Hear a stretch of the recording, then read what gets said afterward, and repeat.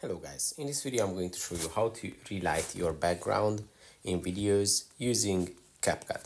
So to do that, it's quite simple. Just open up the CapCut application and tap on the video where you would like to relight your background.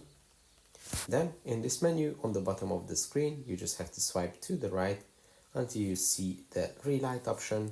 Just tap on it and you will have multiple options to relight your background.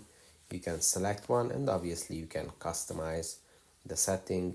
You can move around the light sources as you can see, and this is how it's going to look. And obviously you can even change the tone of the light sources, so you can set any type of light that you prefer. And obviously you can also change the direction of the lights, so it's pretty easy to do.